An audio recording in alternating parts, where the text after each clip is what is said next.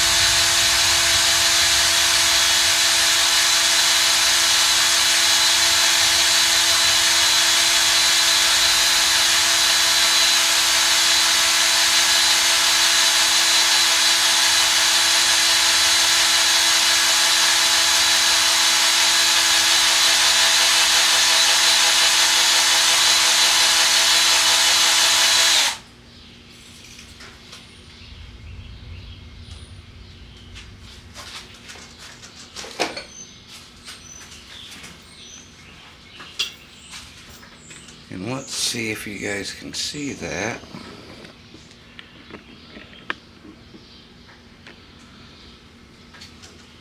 That's what we're going for. Nice, tight twist. Okay, I got my wires cut into 9-inch pieces, and I put little hooks on the end of them. I have a copper wire that's going to be for the core, and then 4 twisted ones for the outside. I'm going to put them in this jig here that I made and start the twist.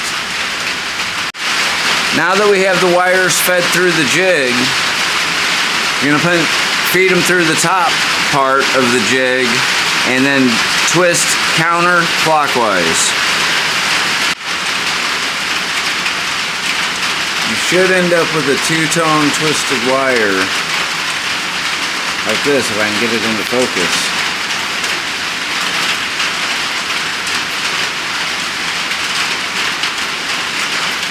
Now time to solder the caps on.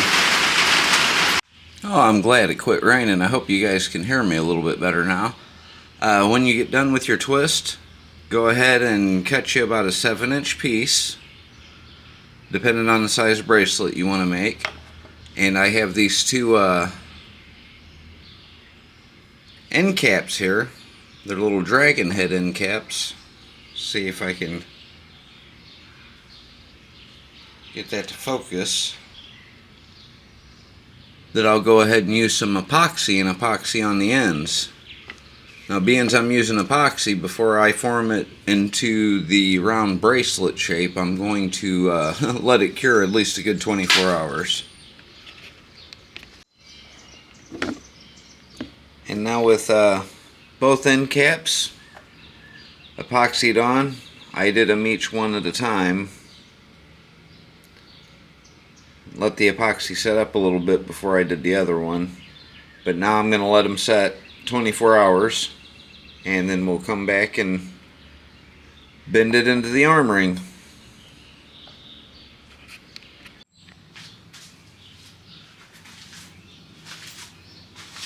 Alright, now I'm going to use the horn of the anvil to get our little bend in there.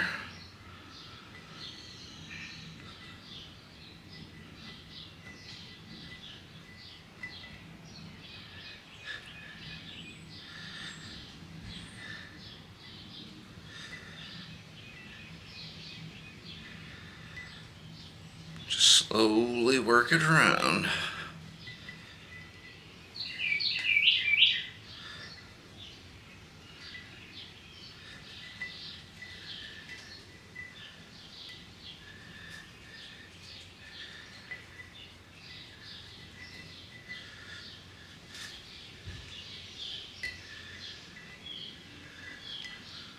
Make sure everything's still lined up at this point.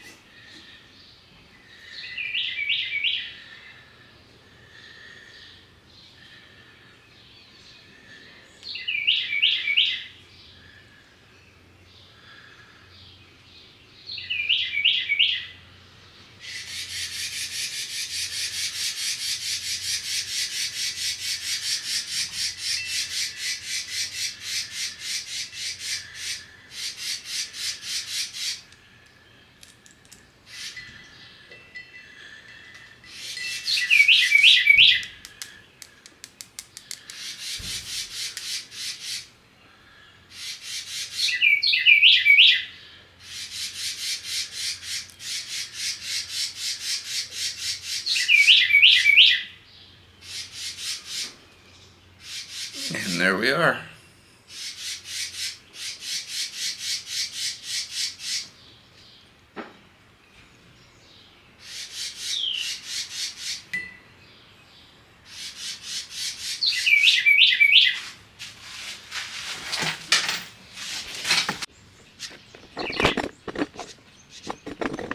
Now we'll just come over here to the buffer and give her a quick polish.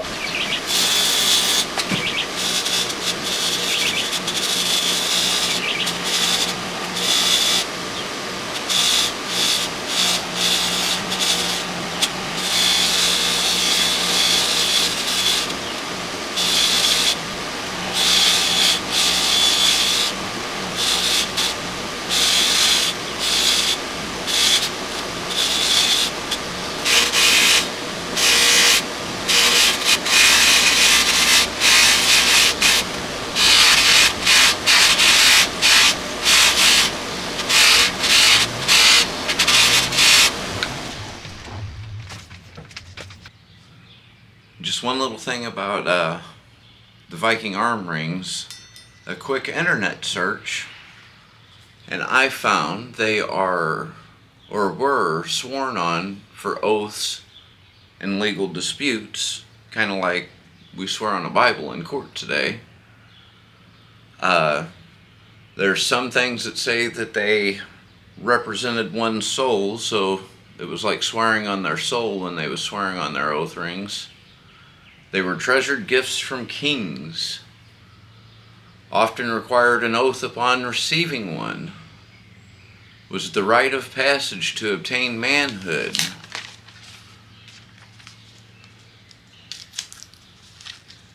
And they actually used them to sign a peace treaty with the Byzantine Empire at one point.